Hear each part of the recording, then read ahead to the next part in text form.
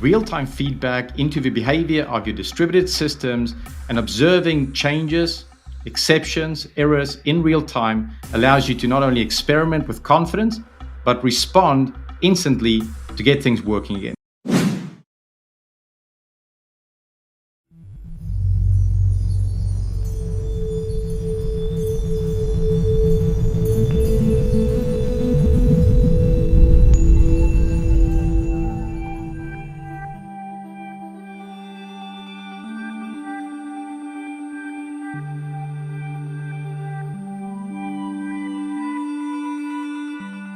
Hello everybody and welcome to my talk, Treat Your Users Right with Segmented Rendering.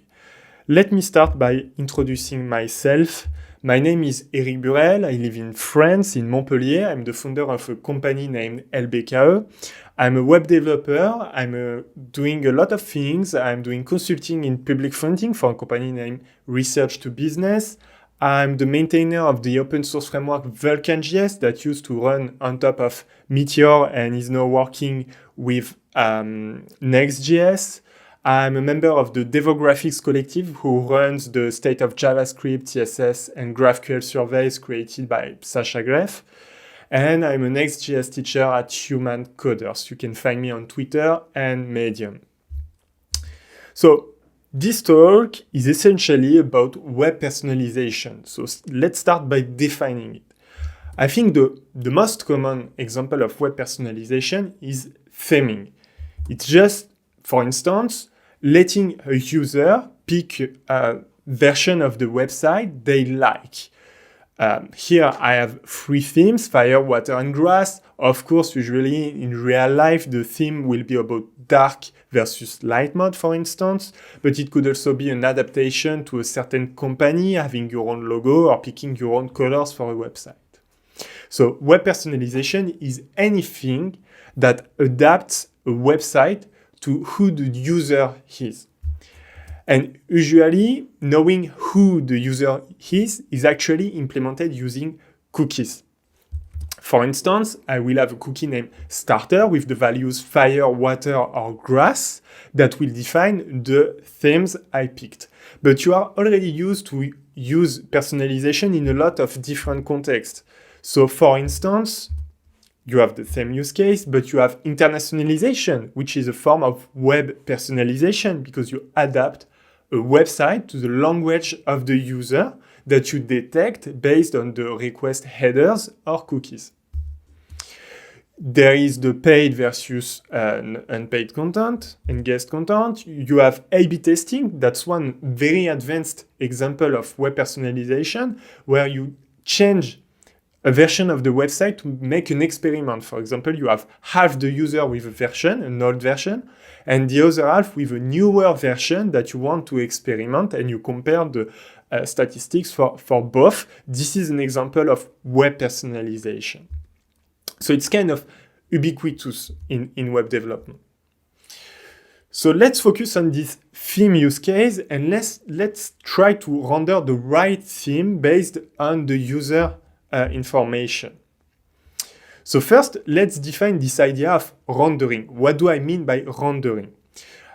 Next.js is a good platform to understand rendering because it embeds all modes of rendering, of server rendering and client rendering. So the first one, client rendering, is just using JavaScript or React or whatever front-end framework you are used to use when creating single-page application with a lot of interactivity and JavaScript. That's good old client-side rendering. Server-side rendering or per-request server-side rendering is what you are used to do if you code with PHP, Ruby, Django, a language that is not Node.js, basically a traditional web server. And static rendering is a variation of server rendering where you render the page ahead of time and not for every request.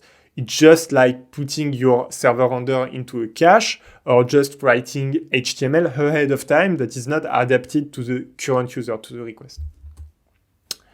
So basically, client-side rendering and per-request server-side rendering are dynamic patterns. Why? Because they take the current user into account. Server-side rendering happens for each request, so you can adapt the answer based on the request content, so based on the cookies, the user information, and stuff like that. Client-side rendering happens in the browser, so of course it's adapted to the user because it's literally running on their machine. Static seed generation is, well, a static pattern. But it has the advantage of being faster since the page, the HTML of the page, is generated ahead of time. So there is no new computation for a new request. But the problem is that you cannot adapt the content to the request because it's already rendered. It's too late when the request happens. So what to use for personalization? The answer is usually the dynamic patterns. Of course, they are dynamic and they can adapt to the current request or user. The problem is that they are slower because they need to do a new computation for each request or for each interaction between the user and the browser. So ideally, we would like to use static generation to get better performances. And segmented rendering is exactly about that, a way to use the static pattern for personalized content. Let me rephrase this idea in terms of business concept. When you use dynamic patterns for web personalization, you are faced with what I call the rich guest poor customer issue. The problem is that you are using the faster static renders for public content that is not personalized. And you are using the slower dynamic patterns for personalized content. But personalized content is usually for your customers, for the people you know, for the people that are logged in, for instance, for the paid users of your application. So people pay to access your website, pay for your e-commerce website, they provide their data and so on, and yet you treat them less, you give them worse performances than the people that are not connected, the guests of your website. That's the rich guest, poor customers issue. So let's solve this with segmented rendering. So the most basic way to implement segmented rendering is to use the URL. These patterns works okay. For example, here we could have the theme, fire, water, and grass as a URL, a root parameter of the URL, an explicit parameter. You may be used to this pattern, for example, for internationalization. It's common to have FREN to say France, England, or whatever, to have the language in the URL, and it's okay for many use cases. However, there are a few issues. First, the user can change the URL. That's okay for the language. That's not okay for paid content, of course. They can see the parameter. Okay for internationalization. But if you are doing an A/B test, you can throw it into the trash because if the user is aware of the bucket they are in, it's useless. The test is just broken. So you cannot do that for A/B testing. It's not safe. And finally, when you have a lot of parameters, the URL will become quite long and ugly. You cannot shove any parameter in a URL. That's not a sane way to personalize a website. Okay, so let's have a second try without the URL. This time, I need a very small addition to my architecture. I need to add what we call a proxy server, a tiny server that is just able to take a request and to change the URL server-side. And then it will point to the right page. This is a very subtle change compared to just using the URL, but very important because this URL rewrite is happening server-side and it is not known by the end user. So the user is just accessing the website and the URL parameter is added after server-side. It's a kind of server-side rerouting of the request. And it's very powerful because it will solve all our issues in one go. The user won't see the parameter, it's added server-side. The URL doesn't become ugly because the parameter is not visible, and you can do everything securely. For example, adding a paid parameter securely because it happens server-side. The user cannot alter the parameters manually. The parameter itself can be computed based on the request, typically based on a user ID you get from the cookies, a session token that allows to identify the user uniquely server-side. But again, it's safe, which is great compared to the URL. And this is just segmented rendering. That's it. You just have to add this tiny redirection server, and it opens up this new pattern that lets you statically render personalized content and get the best performance for your customers. One URL per segment and a rewrite server. This might sound a bit abstract, to be fair.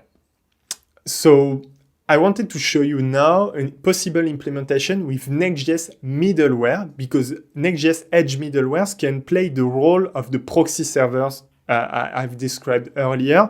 It's specifically running at the edge. Of course, it could work with more traditional architecture, for example, with an Nginx proxy server. But in Next.js, the advantage is that it's built in the framework. You can collocate this server and your Next.js code, and in addition, it's written in JavaScript, so it's more intuitive for front-end developer than, say, Nginx or configuring your AWS gateway or any solution that is targeted at DevOps, while Next.js middleware are targeted more at JavaScript developers. So let's proceed with the demonstration. Let's get started by discovering the end result of segmented rendering. So I have a simple demonstration website. You can find the link in the slide, and I will share that where relevant. So basically, I have this website, and I let the user explicitly select a theme between fire, water, and grass. Okay, and the idea of segmented rendering is that I don't want the theme to appear in the URL, and I want the theme selection process to be secure, because for a theme there is no critical issue, of course, but I want this pattern to work also for paid content, for secure content, for A/B test, for whatever. I want a very generic pattern. So here I have no theme currently, and I will select the fire theme. Okay, the page refresh, and the current theme is fire. You see that the text becomes red. So first thing to notice, it's slightly small on my computer, but basically you see here that the URL is not changed. I don't have a fire parameter. I don't need it. Second, you can notice in the network tab, for instance, if I do a hard refresh, that the result returned from the server is already personalized. Current theme, fire. I don't have the CSS, so you won't see the color, the actual color in the development tooling, but you see that the text is correct. So this means that this was server rendered. However, this was statically server rendering, meaning that I did not need a new computation. I cannot prove that in the browser because you cannot see what happens in the server, but I will show you the corresponding code that is using only the static features of Next.js and not per request server-side rendering. This is very important. This means that this personalization doesn't require a new computation. If you have 3 million people using the Fire theme, there is only one render and not one render for each of the 3 million requests. Okay, that's the big difference with dynamic patterns. And it's faster because it's already rendered as well. Okay, so the current theme is statically rendered. To define and to remember the correct theme, I've set up a cookie, a theme cookie that can be read by the server on each request to select the right theme for the current user. As simple as that. And this pattern is very interesting because, as said earlier, it applies to any kind of personalization where you can define a segment where multiple people may have the same version of the website, like an A/B test where you have two groups with many people in each group, like a language where a whole country will use the same language and stuff like that. So let's take a look at the code. First, it starts with the middleware, which is the most important part of my segmented rendering architecture. It's the proxy server I've shown earlier. So the middleware is really simple. When I mean it's a light server, it's a light server. There are more commands than code here. So the middleware will just take the request, read the theme cookie. It can check that the theme is valid. So if the user try to use a theme that doesn't exist, well, they just can't. I can throw an error, or I can have any kind of behavior I want. And I can do that server side. So it cannot be hacked by the user. So it would work very well with paid content, for instance. Then finally, I use a URL rewrite to rewrite the URL of the request. It's important to notice that it is not a URL redirection, but an actual rewrite. The difference is just that a redirection is visible to the end user. A rewrite is not. It is internal to the server. And that's why the end user won't see the personalization parameter. It's happening only server side. It's kind of rerouting a request on the server to match another URL without the user knowing it. Okay. The second part of the segmented rendering architecture is the rendering part. Here, I have redirected the user by detecting the right segment based on the cookies, so the theme, and redirected them to right variation of the website. But I need to actually render the different versions of the page, different themes for the same page. So to do so, I will use the API of Next.js, getStaticPath and getStaticProps. If you are not familiar with Next.js, static path is about defining which version of the page you want to statically render.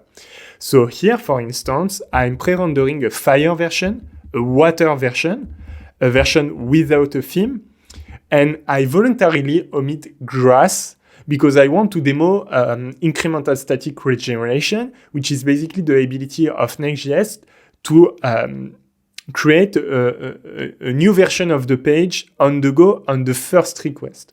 So for instance, if a combination of parameters is not very common, you may not statically render it, but instead render it on the first request. Then it will be put in a cache and reused for further requests.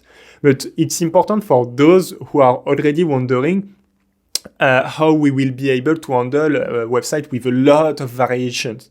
The answer is that you statically render the most important variations, a few of them, and then you used this pattern, this incremental static regeneration, which exists also as with other names in other frameworks. There are other approaches to do so for other variation. The idea is just that you put everything in a cache to reuse them later, so that one render is shared by all users of a segment. Okay. GetStaticProps for each path will compute the data of the page. So here it's just the theme itself, but we could also, for instance, get more information about each theme in a database or something like that. Then this parameter is just pasted to the page. So the home component receives the theme as a prop, as simple as that in Next.js. And based on this, we can render different themes. So for example, here I'm selecting different styles based on the theme, the current theme value. Okay, so that's the rendering part. I'm configuring my rendering framework, so Next.js, Gatsby, whatever, to statically render each possible variation of the page. This is not the hard part. If you are used to static rendering, this will feel very normal. It's just static seed generation. It exists with many technologies. And the smart idea is just to say, I'm going to generate variations, even that are not really static, like paid content versus free content. And I will put a middleware in front of them to pick the right variation I've computed ahead. So yeah, I know it sounds a bit unsettling at first, but you see from the demonstration, and you will have access to the code again from the slide. There is a link. This is all open source. It's actually really a few lines of code and using approach that you already know. You already know what a URL redirection, what a URL is, you already know what a request is, and you already know what static rendering is if you are used to create a full stack application or to those frameworks. So I'm just combining those simple approaches to achieve an optimal number of renders. Small bonus, I'm using an Edge API route to select the right theme. So I'm using an HTTP cookie basically to set the theme. This can be useful if you need more security around the cookie. So for example, based on the unique identifier for an A/B test bucket, you might want to use such patterns. So I'm switching the theme using only server-side code and not client-side JavaScript. So this demonstration should work without JavaScript enabled. That's the small bonus. It's not mandatory, but that's the small bonus for this application. Okay, so let's get back at the slides now. This has been a long ride, but here we are. We have implemented segmented rendering and demonstrated the implementation with Next.js. If you are exploring the Vercel website, Vercel being the company behind Next.js, if you don't already know it, they will use segmented rendering, but give them the name of edge personalization. This is because in Vercel, for instance, the proxy server is implemented at the edge. The edge is just having a cloud of tiny servers that are close to the user. The idea is that the personalization is very fast, and because it happens near the end users. And this is typically useful if you have a global company, for instance, that operates in multiple countries. You may have segments that are defined by regions, for instance. So segmented rendering is very appropriate in this context, and it will be translated as edge personalization at the host level because it happens at the edge. You will see this naming also with competitors of Vercel. For example, Netlify is implementing edge features. Eleventy is doing another kind of edge personalization as well, which is more about altering the HTML than using this redirection approach. But that's something you might hear about in the ecosystem. I've picked another name, segmented rendering, because I still want to have a definition of this pattern that is not specific to the host. Segmented rendering is just my generalization and formalization of this pattern that you may encounter in practice in the industry via edge personalization. So I'd like to conclude on the future of SSR, and actually maybe the current of the SSR, because I'm registering this talk right after the Next.js 13 release, and if you don't know it already, it completely changes the way Next.js server-side rendering is structured. The segmented rendering demonstration still holds. The implementation is slightly different. If you are already aware of Next.js inner workings, basically you have the headers and cookies function, and segmented rendering is about avoiding to call those functions where it's not needed.